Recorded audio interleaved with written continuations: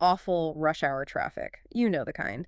You're barely inching forward, just staring at a sea of red brake Oh, lights. yeah. It's agonizingly slow. Right. It feels like it takes absolutely forever to get anywhere. And I mean, by the time you finally pull into your driveway, you are completely, utterly exhausted. Your legs ache from like hovering over the pedals, and your brain is just fried. Yeah, it's that kind of deep systemic fatigue that just settles into your bones because it requires so much sustained, uncomfortable focus. Exactly. Now imagine doing that on purpose. But instead of sitting in a car, you are under a heavy barbell, deliberately moving at a crawl. That sounds terrible, It honestly. really does. But welcome to the deep dive. Today we are looking at a fitness concept that has, well, it's divided sports scientists for decades. We're talking about moving like a sloth to build muscle.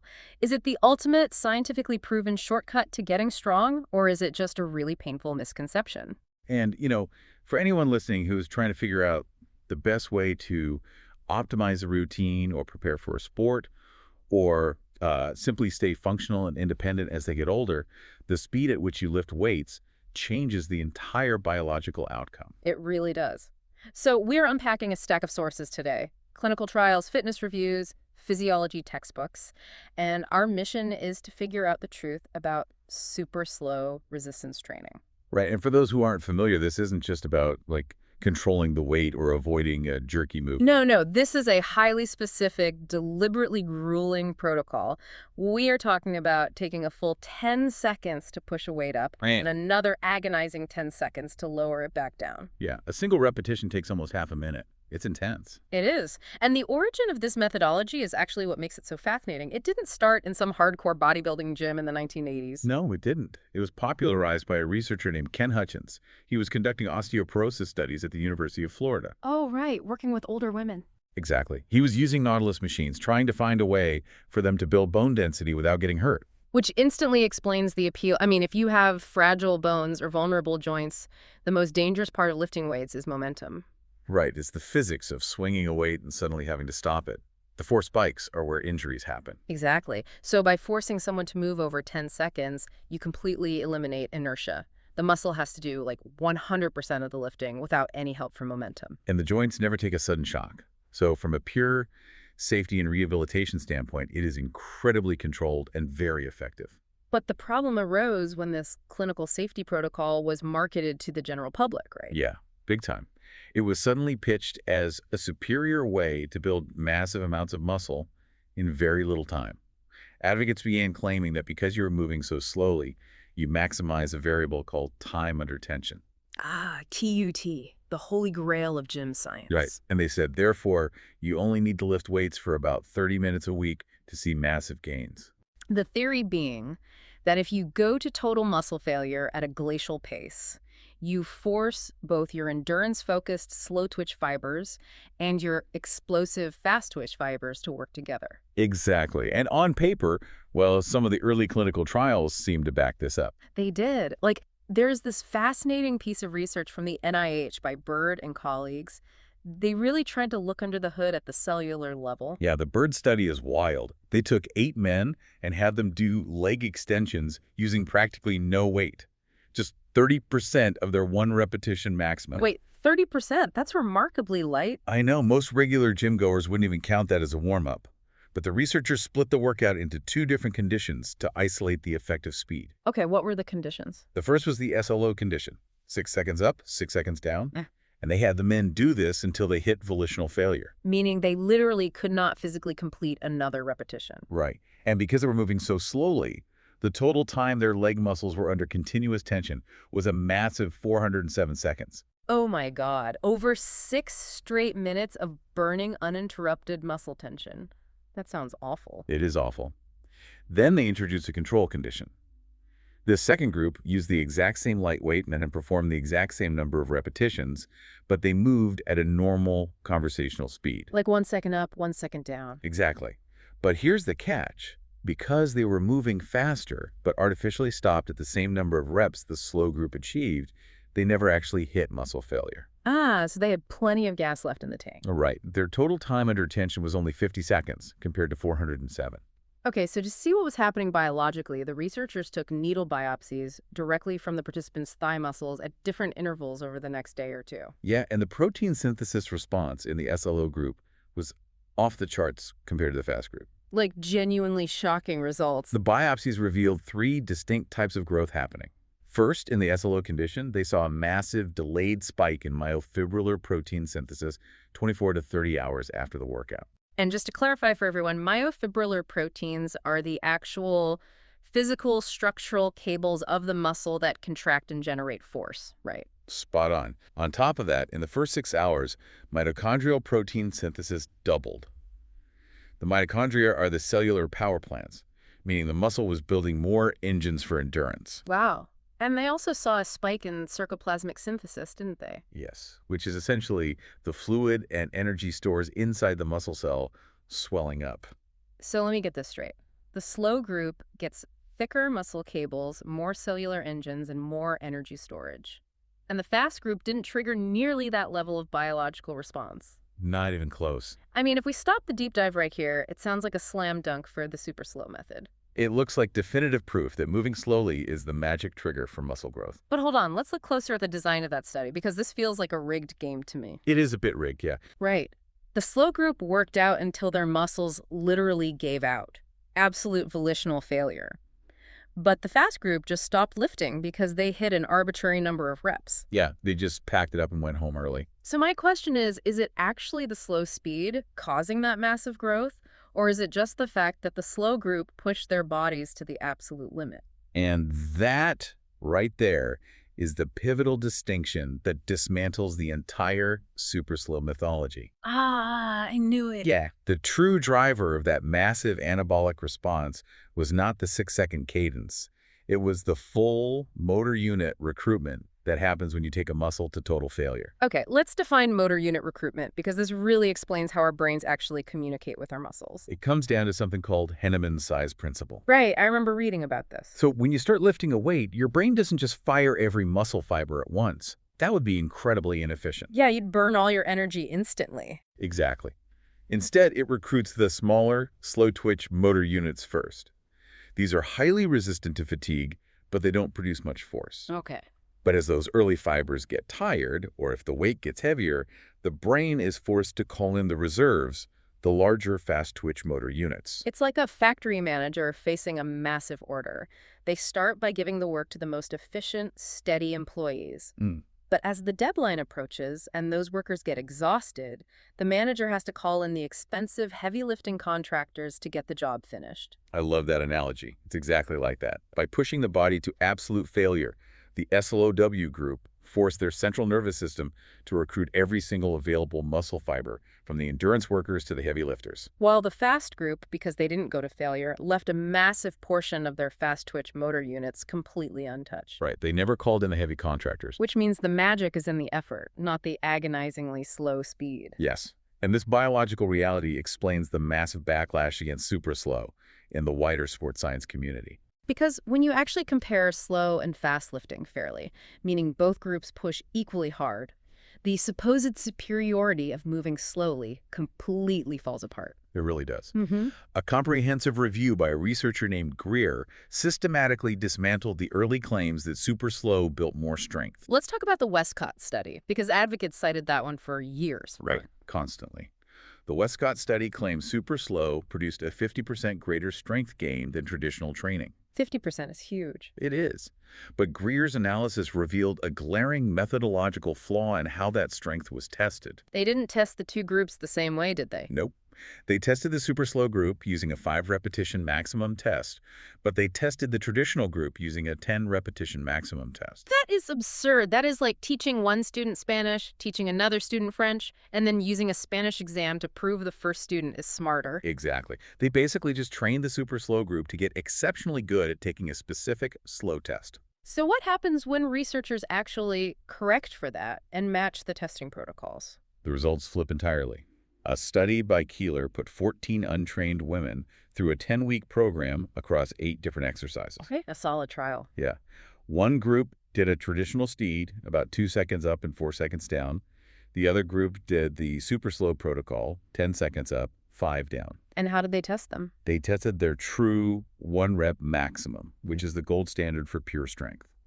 The traditional training group improved their strength by a massive 39%. Wow. And the super slow group? They only saw a 15% improvement. So less than half the gains. That's a serious blow. But, even if we accept that it builds less raw strength, the super slow advocates usually fall back on the sheer difficulty of the workout. Right, the burn. Yeah, the burn. I mean, if you are shaking under a barbell for a full minute, sweating profusely, your heart rate must be through the roof. It intuitively feels like it should burn a massive amount of calories. It does feel that way, but intuition often betrays us when physics gets involved. Oh, here we go. A study by Hunter looked at the exact metabolic cost of these workouts and found that a super slow session actually burned 48% fewer calories than a traditional resistance training session. 48% fewer. Wait, what are the actual numbers there? We are looking at an expenditure of roughly 116 kilocalories for the slow workout compared to 172 kilocalories for the traditional one. That completely defies common sense. I mean, how can something that feels so much more grueling burn half the calories? It comes down to the fundamental physics equation for mechanical work.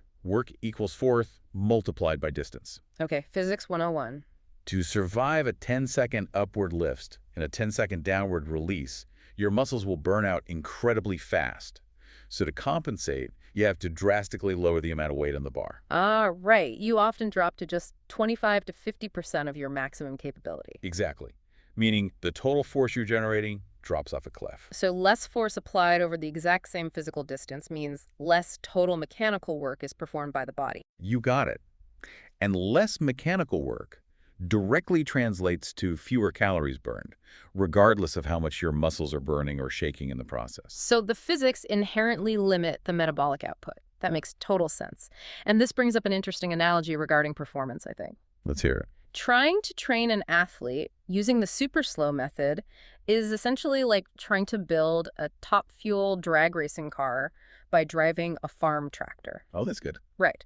Because a tractor has incredible torque. It can slowly pull a house off its foundation, but it takes 10 seconds just to cross an intersection. Exactly. If you are on a tennis court, a basketball court, or a soccer pitch, you don't need the slow, grinding strength of a tractor. You need sports car speed. And the human body adapts specifically to the demands placed upon it. This is the principle of specificity. Right. Isokinetic studies, which use specialized machines to measure muscle output at highly controlled speeds, prove this beautifully. What did they find? When researchers compared training at a fast 180 degrees per second against a slow 30 degrees per second, the fast training actually increased the physical size of type I muscle fibers by 7%. And just as a reminder, type I fibers are the pure, explosive, fast-twitch fibers that fire instantly when you need to jump or sprint. Right. And the slow training did not trigger that specific adaptation. Right. If you only ever train at a crawling pace, you are neglecting your central nervous system's ability to fire rapidly and coordinate high-velocity movement. But not everyone listening is trying to be a drag racer or a competitive athlete. What if you are 65 or 70 years old and you just want to stay healthy? That's the real question. Because the original selling point of this entire philosophy, going all the way back to Ken Hutchins's osteoporosis research, was safety for older adults. Okay. So does moving slowly actually help with functional aging? To answer that, we have to distinguish between muscle strength and muscle power. Okay, break that down for us, because they're often used interchangeably in casual conversation. They are, but biologically, they're very different. Strength is simply pure force, how much weight you can move. Power is force multiplied by velocity, how fast you can move that weight. And as we age, we don't lose those two capabilities at the same rate, do we? Sadly, no. The statistics on aging are quite sobering. After the age of 60, muscle strength declines at about 1 to 2% a year. Okay, that's not ideal, but manageable. But muscle power drops off a cliff, declining at 3 to 4% a year, almost twice as fast. Wow. So we are losing our speed far faster than we are losing our raw strength. Yes, and a pivotal study by Sayers and Gibson looked exactly at this problem in older adults. What did they do? They split the participants into two groups. The first group did high-speed power training using very lightweight, only 40% of their max, but moving it as fast as safely possible. And the second group? They did traditional slow-speed strength training using a heady 80% of their max. So heavy and slow versus light and fast? Exactly. Both groups improved their baseline strength similarly. The heavy slow group obviously got stronger. Right, naturally. But the high-speed group uniquely improved their peak power velocity and their overall peak movement speed. The slow group gained strength, but they did not gain any speed. And there is even more recent data backing this up, right? Like that 2024 pilot study by Murphy. Yes, the Murphy study is great. They looked at older adults doing belt squats. They compared a fast velocity group moving at 0.7 meters per second against a slow velocity group moving at a very controlled 0.25 meters per second. And what metric were they tracking there? They tracked the load velocity area. You can think of this as the body's overall performance envelope. It measures not just the absolute maximum weight you can lift, but how well you can move various weights at different speeds. And how did the groups compare? Well, both groups saw improvements in their overall performance envelope. The slow group did achieve slightly higher absolute strength gains, adding about 36 kilos to their squat compared to 36 kilos for the fast group. Okay, so the slow, heavy group gets a little stronger in pure static terms. But think about this in the real world for you, the listener. Imagine you are walking through your living room and the toe of your shoe catches on the edge of a rug. Oh, the classic trip and fall scenario. Right. In that fraction of a second as you start to fall, you do not need the slow, grinding strength to leg press a Buick. You need the explosive reactive power to shoot your leg out, plant your foot, and catch your entire body weight before your head hits the coffee table. Exactly. It is a millisecond reaction. Yeah. It's completely dependent on the central nervous system's ability to recruit those fast twitch fibers instantly. It's exactly like a car's airbag system. Strength is the physical size and durability of the airbag itself. Power is the impact sensor in the bumper. I love that. Because you could have the biggest, strongest airbag in the world, but it's completely useless if the sensor takes 3 full seconds to deploy it after you hit the steering wheel. Right. While slow, heavy training builds a bigger airbag, fast, lighter training tunes the sensor. Yes. It builds the reactive, life-saving power that keeps older adults out of the hospital and maintains their physical independence. So if slow training is mostly a clinical tool for rehab and joint safety, and fast training is vital for real-world power and surviving a fall, where does this leave the average person listening? You mean someone who just wants to go to the gym, get fit, and build some muscle? Yeah, exactly. Because for decades, gym culture has preached that every single set you do has to last 40 to 60 seconds to maximize that time under tension. We need to completely redefine this concept. We really do. The 40 to 60-second rule is one of the most pervasive pieces of bro science in the fitness industry. Seriously. But human physiology does not operate with a stopwatch.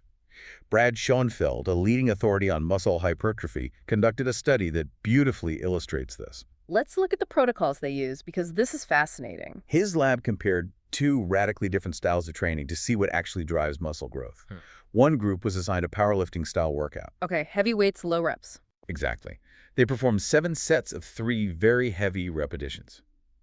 Because the reps were so low, the time under tension for each individual set was remarkably short, roughly 9 seconds from start to finish. So heavyweight, incredibly brief effort, then a rest. Right. Now, the other group performed a classic bodybuilding-style workout. They did 3 sets of 10 repetitions. And because they were doing higher reps, the time under tension for each set was much longer, right? Yep, landing right around that 30-second mark. So the bodybuilders are spending triple the amount of continuous time under the barbell per set. The old school logic says the bodybuilders should grow significantly more muscle. But the physical outcomes were practically identical. Really? Identical? Yeah, both groups saw remarkably similar amounts of muscle growth. Wow. Why? The reason comes down to how we define the tension itself. The muscle cell doesn't care how long a single isolated set lasts. It responds to mechanical stress and metabolic fatigue accumulated over time. Over the whole session. Exactly. The powerlifters did 7 sets of 9 seconds. The bodybuilders did 3 sets of 30 seconds. When you multiply it out, the total time under tension for the entire workout was roughly equal. Oh, that makes perfect sense. So, to translate this for the listener, the physiological trigger is the accumulated volume over the course of the session, or even the whole week. That's it. You don't have to torture yourself with a 10-second agonizing upward lift and a 10-second downward release if you absolutely hate that feeling. As long as you are putting in the total volume over your workout and pushing the muscle close to fatigue, the speed of the individual repetition doesn't matter for pure muscle growth. Exactly. You can lift at a natural controlled pace, accumulate your volume, and achieve the exact same hypertrophy as someone sweating through a grueling slow motion protocol. which is such a relief. It really is. So, pulling all these clinical trials and physics equations together for our listeners, super slow training is clearly not the magical 30-minute-a-week shortcut it was marketed as. No, definitely not a shortcut. But it does have a specific utility. It is an excellent clinical tool for joint safety, for rehabbing a torn ligament, or for guaranteeing that you hit absolute muscle failure without cheating and using your lower back to swing the weight. It's just that the trade-offs are steep. Yeah. You will inherently burn fewer calories because the mechanical work is lower, and you categorically will not build athletic speed or reactive power. Conversely, training with velocity is basically non-negotiable if you want to preserve your reflexes and your physical independence as you age. Absolutely non-negotiable. So for you, the listener, your specific goal dictates the speed on your barbell. Are you stepping onto a tennis court? Are you rehabbing a bad knee? Or are you just trying to build enough armor to comfortably chase your kids around the yard? Right, because the principle of specificity governs our biology. We adapt rigidly to the exact speed at which we train. Train slow. Your nervous system learns to be slow. Train fast. You maintain your physical speed. And, that biological reality leaves us with a rather profound philosophical question to consider regarding how we consume information. Oh, I can see where this is going. Think about it. We live in an era where we consume podcasts, video essays, and audiobooks at 1.5 or 2x speed. I'm definitely guilty of that. We all are. But we are constantly shortening our mental time under tension. If our physical muscles lose their deep endurance when we only train for rapid speed, well, what is happening to our brains? Wow. Are we training our minds strictly for rapid, shallow processing? And in doing so, are we actively losing our cognitive endurance for deep, slow, sustained contemplation? That is a phenomenal question. If we are rushing through complex information the same way we rush through a set of bicep curls, we might be sacrificing our slow-twitch intellectual endurance just to finish the set faster. Exactly. That is definitely something to mull over the next time you find yourself stuck in agonizingly slow rush hour traffic. Sometimes the slow burn is exactly what the system needs. Thank you so much for joining us on this deep dive. We'll catch you next time.